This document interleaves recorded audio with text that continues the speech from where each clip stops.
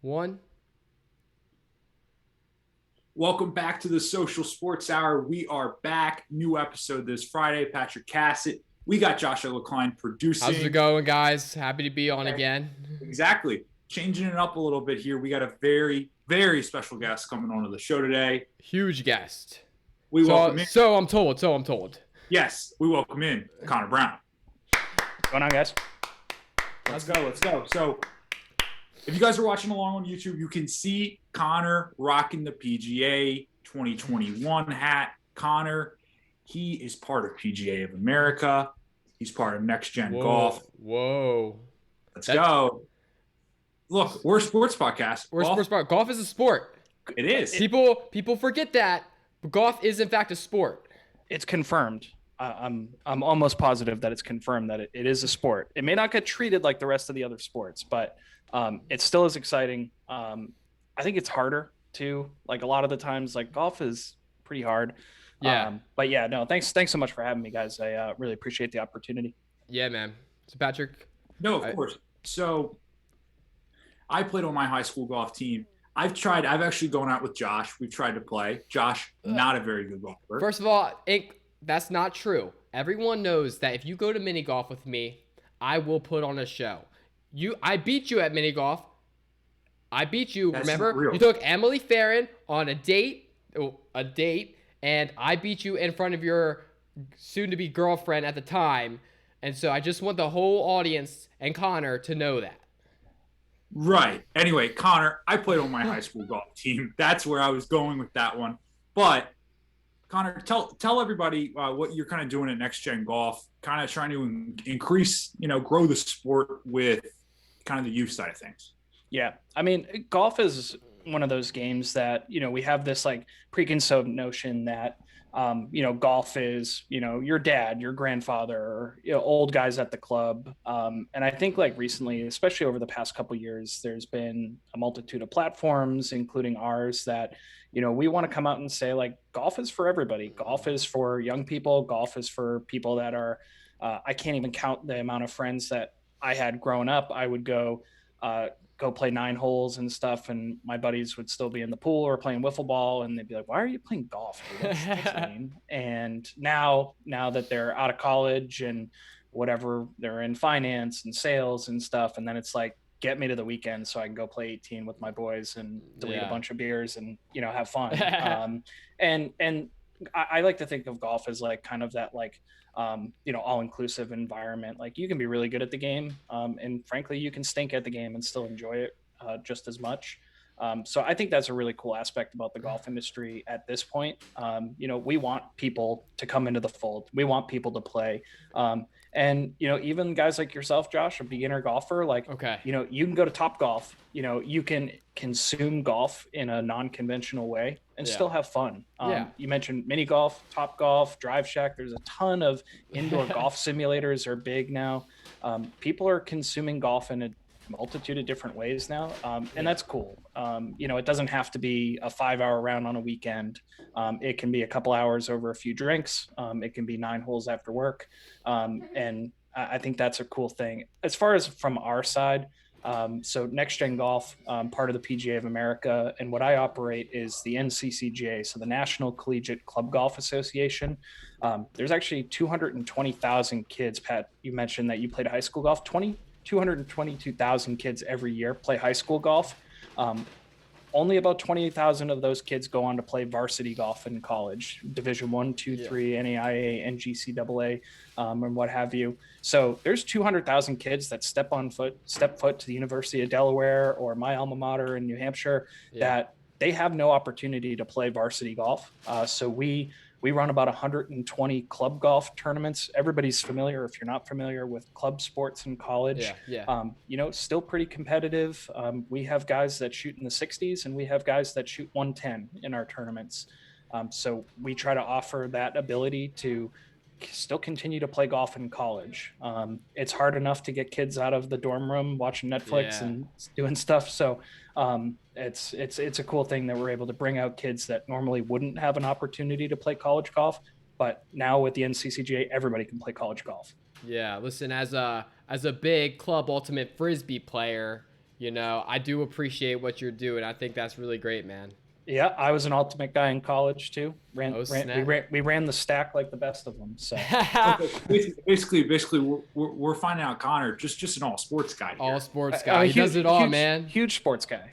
Huge. That's epic. So, dude, okay, so Connor, I want to know, because like I said, I'm not a big golf guy.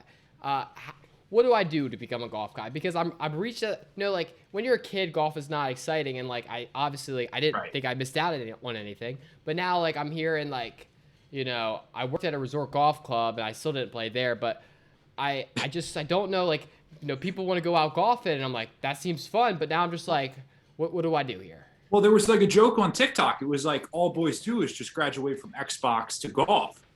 Yeah, and now I'm graduated and I don't know what to do though.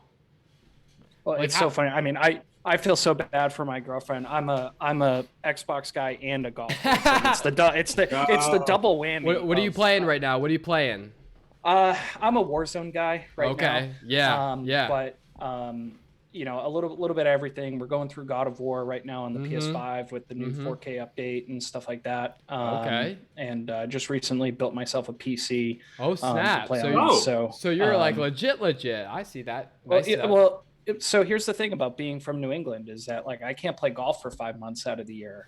So like, what am I supposed to do from Thanksgiving to April? You know, but no, I think like, so the biggest misconception that I think in the golf industry has is like, you need to be good to play golf, which is just not nearly the truth. I mean, if you look at the handicap breakdown, if you look at the actually how many players are shooting sub 80, it's not many.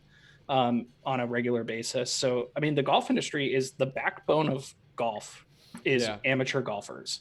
And I think the biggest thing that I went through this a couple years ago when, you know, much like yourselves, like you guys are coming to the age where golf is cool again. Like golf is cool, right?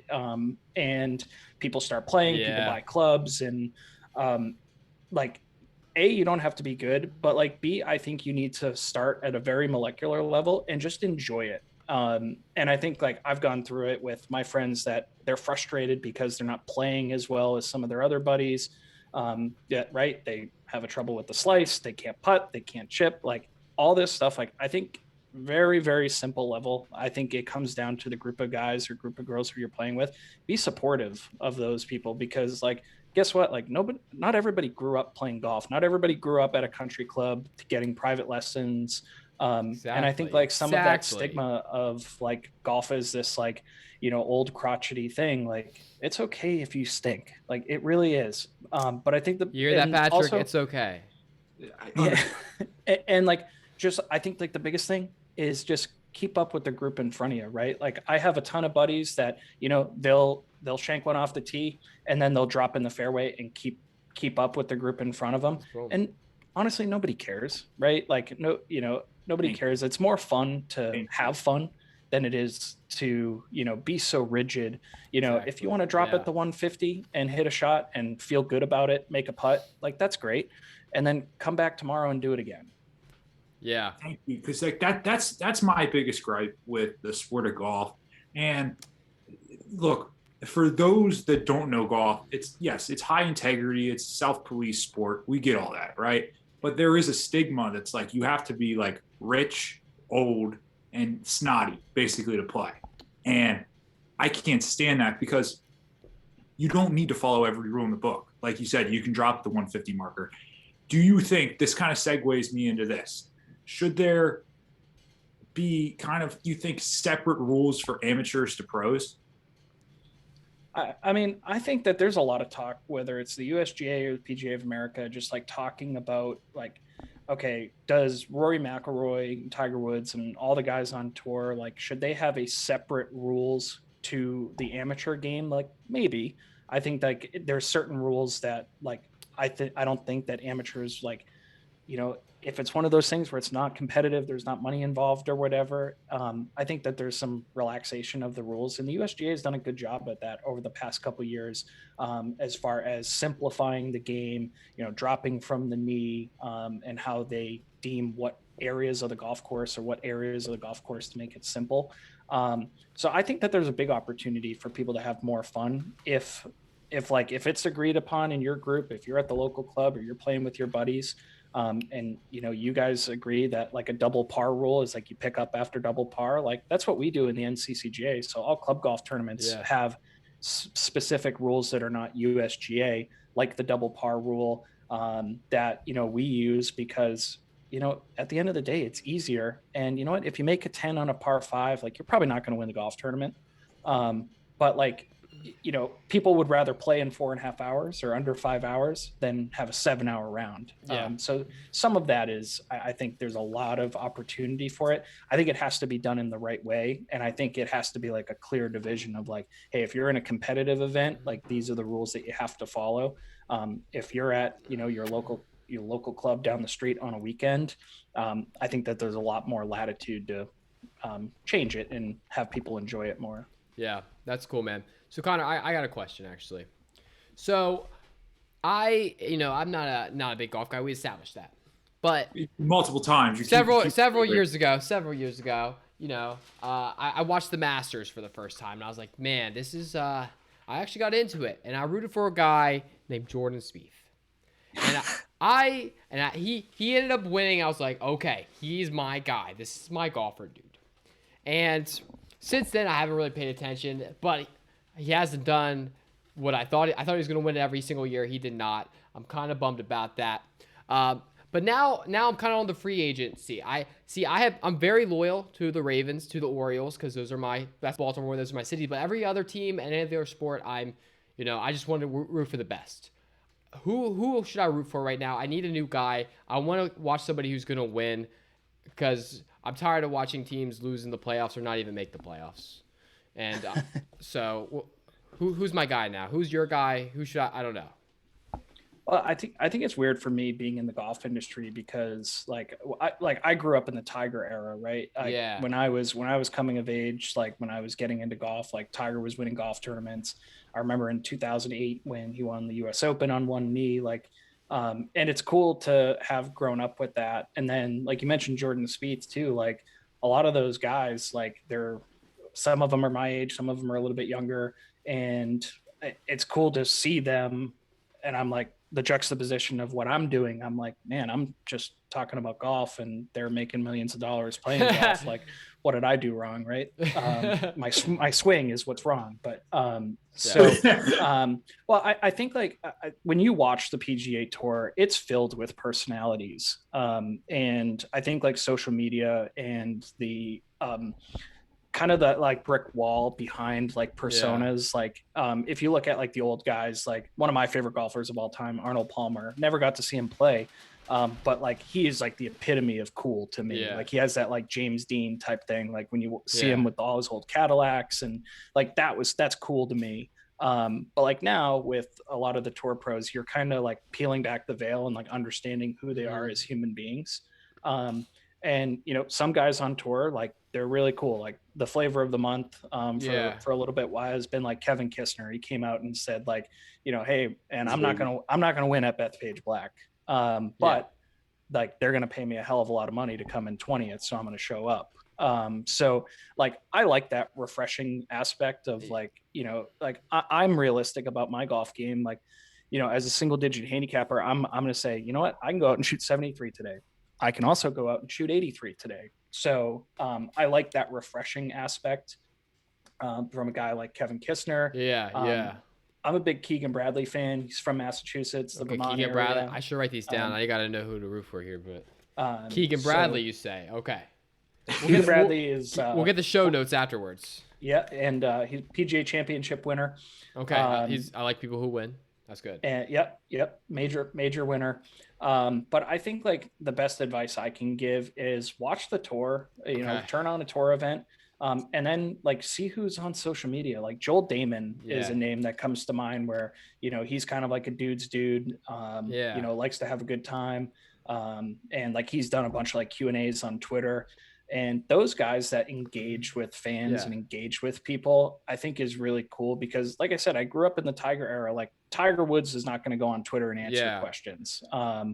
And some of those guys now, like they're engaging with people and like the idea of like you being close to a PGA Tour golfer, like as a regular golfer, even somebody who's a single digit handicap, like you are so far away from them in talent level and skill level. Yeah. So to get a little piece of those guys, like whether it's through Twitter, whether it's through Instagram, Harry Higgs is another name that I think you would like. He became pretty popular because he did the challenge with like the cranberry juice and Fleetwood Mac. So, who's the guy? Those are the guys. Who's the guy with the burner account? That's the guy I was going to root for a while. Patrick Reed, baby. Patrick Reed. His allegedly has a burner account, right? We have to. Come on, Connor. Come on. It is 100%. You use golf facts. Golf facts. And it's just funny to me, right? Like I don't understand why those people waste their time, right? Like why would you care? I mean, at a certain point, it's fun though. It's fun for sure. The check for 1.4 mil is going to cash either way, no matter if you're on Twitter or not. Like it's so funny to me, right? I mean, come on, like Justine's behind that all day. Justine's behind that. But let me ask you this: there's different guys. You mentioned a lot of like cool guys. I love Kiz. You talk about. I know another guy that comes to mind, like Max Homa. He goes on Twitter, rips people's swings apart for fun. Brooks Koepka, is he the perceived kind of douche that is kind of true, where he's more of like a jock than a golf guy, it feels like? But yeah, I mean, he's built like a linebacker, right? So I think like automatically, like he doesn't look like a golfer. As far as like his demeanor and stuff like that, like, I've never met him. I don't know him. And I think everybody has that level of like, you're who you are on social media, you are who you are on the golf course. I think a lot of the times, like he came out and said a couple of years ago, he was like, I love majors because I know other guys are going to fold. Like other guys are not going to be in it for the moment.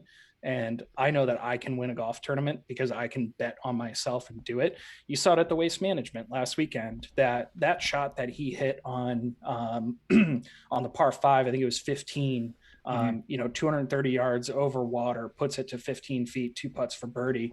And then obviously chips in on 17. But it was like, I knew from that shot on 15 that he hit that he was going to win that golf tournament. A couple of the guys above him obviously have been there before, former PGA Tour winners. But I think Brooks just has that killer instinct that you don't see from golfers a whole heck of a lot. Like, whether how good you are at the game of golf, like if I'm standing over a shot from 230 yards in the fairway and I see water, like I'm shaking, man. Like it's so difficult. Right. But I mean, I was rooting for Brooks there. I'm a big Strixon guy, play the balls, play the irons and stuff. And he's been a free agent forever in the golf OEM space. And he actually just put in Strixon irons into play a couple weeks ago. So it was cool to see him play the same irons that I'm going to be playing this year and win with them. So pretty cool. Dang. Now, Connor, let's get in. I want to get into just a little game here called This or That. Oh, okay. We got a game planned, man. Yes, we got a game. I didn't even know this is. Well, I'm excited. Ooh, it's easy for me to remember too. Did I do a question, Patrick? Is this one of those games I get to play, or is it just 100%? Okay. I'll ask for a question here. Here we go. Let's go. It's called This or That. Okay. This or that. Bryson DeChambeau, is he an all-time genius, or is he just a blimp on the radar? I think he's a genius, man. Like, really? It's really hard to hit the golf ball that far, and he does it. I mean, you got to go with education there. Like, he's a mad scientist, right? Like, he's coming up with stuff that nobody thought might work, testing it out, and hey, if it works, it works, and if not, he goes to the next one. Follow-up question: is he on steroids? No comment. I will also say, Golf's guy says all-time genius. I'll say all-time genius, from my opinion. That's great. So, just if you guys wanted to know. That's great, Josh. Okay, next up. Who's the GOAT? Jack Nicklaus, Tiger Woods? Easy. I mean, I gotta go majors. I gotta go majors. I would say Jack Nicklaus in the sense of how many majors. Tiger Woods probably that's a tough one. I don't know. I wish I could pick no answer, but I'll go with Jack just based on the number of majors. I got an easy answer, Patrick. It's not Tiger. Really? Not Tiger. Not the GOAT. His son might be the GOAT. Eventually. Not Charlie. Tiger. Yeah. Yeah, shout out Charlie. See that guy play? I mean, absolute stud. He's better at golf than I am. Yeah. In 12. Me too. 100%. I feel bad about that. It's okay. Listen, Connor, a question. When are we gonna play mini golf together? When we go out to the course? You know, I this is something I want to happen eventually in my lifetime. Yeah, well, you guys are both UD guys, right? I'm not. I'm in Virginia Beach, but you know what? I can drive. I got a car, man. Well, our national championship for club golf is in Atlantic City, coming up in April. So you guys come to Atlantic City. Okay. There's plenty of mini golf courses there. Hey. And we'll make it happen. Put it on the schedule. We're going to Atlantic City.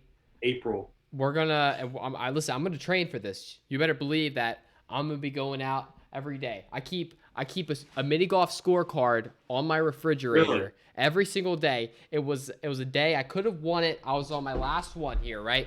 On my last one, and I miss it, and I ended up tying. And I look at it every day as motivation because it's not gonna happen again. I'm gonna clutch up next time, and that's all you gotta know about that. Okay, let's go. So, one kind of final question here for you, Connor. Okay. Obviously, you work in the golf space, obviously working for PGA of America now. Is there any particular golfer you've met, you've had a conversation with that's really stuck out? Ooh, I like this one. I like this So, question. yeah, I think I get this a lot, like when it comes like, especially when I told like all my buddies that I work for the PGA of America. The biggest thing that separates the PGA of America and like the PGA Tour is that a lot of the times, like PGA of America, we're focused a lot on, we're running amateur events, and then we're directly working with PGA professionals at the golf courses. So like we don't do too much with like tour related type stuff. I can tell you, I mentioned Keegan Bradley earlier, and I've played in his charity golf tournament a few years. Oh snap!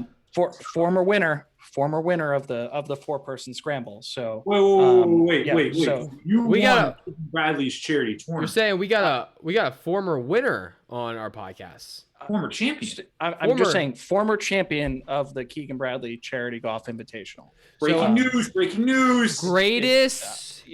I'm surprised you guys time. Didn't know that to begin with. But well, Patrick was the research guy. Wait. Time out. Wait, where did you go to college, Connor? I went to Plymouth State or something. Yeah, I went to Plymouth State, New Hampshire. Are you the greatest golfer in Plymouth State University history? Greatest. You're asking the question. People will say other things. I'm not saying anything. People might. Do they know something. Keegan Bradley though? Hey. I don't think they do.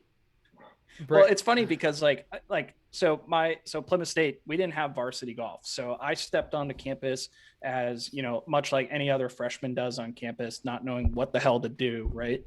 And I decided that I was like, I want to play golf. Like I played high school golf. Same with you, Patrick. I really like golf, and pretty much halfway through my high school career, I was like, you know what? I'm not going to be a Division I football player. It's just not going to happen. So I got to find something else to do. And so we didn't have varsity golf. So I started the club golf team, A, because I wanted the school to help pay for it. And B, I was like, what else am I going to do? Right.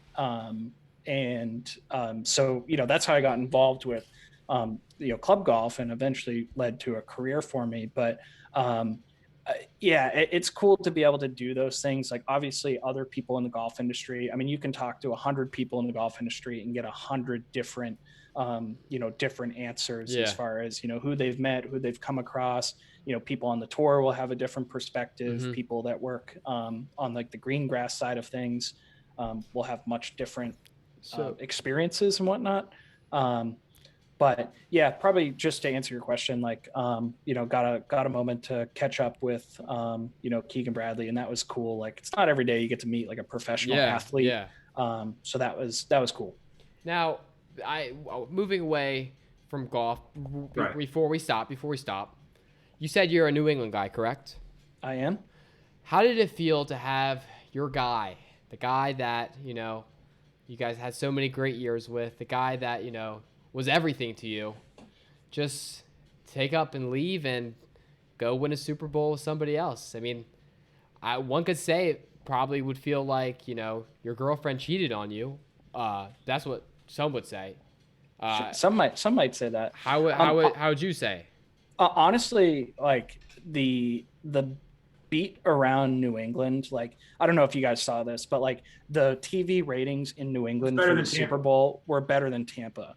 So the most generic Patriots fan response to Tom Brady at this point is the Patriots organization didn't do enough to keep him around, and they didn't build a team that he wanted to be a part of. And we kind of all feel that way at a certain level. Like, we would have been, I think Tom would have stayed if like Bill Belichick could draft a wide receiver for the past 20 years. Can't happen. Breaking news, guys. Sound the alarms. Bill Belichick cannot draft a wide receiver. Well, and so like the last like true like great wide receivers that Tom Brady has had, like obviously we had Randy Moss, Wes Welker. We had a lot of great years there. And then Julian Edelman for a while. But like going to Tampa, like we know now, like only a few teams really pursued Brady. We had the Chargers and then the Bucks. He wanted to sign with the 49ers allegedly. But like Tom wanted to win, and he knew that he maybe has a 3-year window to win. I think you guys, if you stood on the street on Comm Ave in Boston tomorrow and asked people just coming down the street, were they mad at Tom Brady? I don't think you'd find I don't think you'd find anybody saying that they were mad about it. Personally, me, like I grew up like, right, Tom Brady was winning his first Super Bowl when I was huge into football as a kid. Yeah. So for me to see it, it was awesome to see. And it was like the first Super Bowl that I've watched in almost 20 years that I haven't like had any stress. Yeah. Awesome to see. Like the guy is just amazing, right? Like I got to see it firsthand for 20 years, just watching every regular season game, every postseason game. And now having other people watch without like the hatred of the Patriots being at the forefront, to see the guy do well and to build a team and to change a culture in a year for the Bucks, like it's amazing, and B, like we'll never see it again. Nope. We'll never see it again. Nope. Patrick Mahomes will probably not be doing that to another team in 15 years. Nope. Thank you. Thank you. Big Tom Brady show. Big Tom Brady show. We predicted him to win. Oh, he's the GOAT. Yeah, I mean, he, like, the guy is just like, I loved, just as a general aside, like, did you guys see how zapped that guy was coming off the boat today? He was It was incredible to see. He deserves it. A little bit of avocado tequila, right? Never hurt anybody. But yeah, I mean, that's cool to see as a Patriots fan. And same with Gronk. Like some of the guys that leave, like it's no secret that the Patriot way is not a fun way to play football. But it produced 6 championships, so you kind of have to look the other way at a certain point. But yeah, I've said enough about Tom Brady in my lifetime. Like, what else is there to say at this point? True. Well, Connor, we thank you very much. We really do, man. Exactly. Make sure you guys check out nextgengolf.org. You can find out more information, and you can also get in contact with Connor or anybody else on the site. So thank you, Connor. We really appreciate it. Yeah, of course. And especially, a lot of the guys listening, guys and girls, like if you're a golfer and you happen to be on a college campus, nextgengolf.org, get in contact with us. More than happy to support anybody wanting to play golf in college. But like I say, guys, really appreciate you guys having me on. Hey, man. Thank you for coming on. And anytime you guys need me to talk football, talk golf, talk sports, let me know. We'll remember that. So listen, thank you guys for listening or watching the Social Sports Hour. If you guys are watching on YouTube, make sure you guys like, comment, and subscribe. If you guys are on any of the podcast platforms, leave us a review or check out the video on YouTube. Thank you so much to Connor. we will be golfing you eventually. We will. Mini golf for me in particular. But Right. I'm a golf guy now. What can I say? I'm a golf guy. guy. So Huge. The biggest. Big golf guy. So anyway, I'll see you guys. Peace.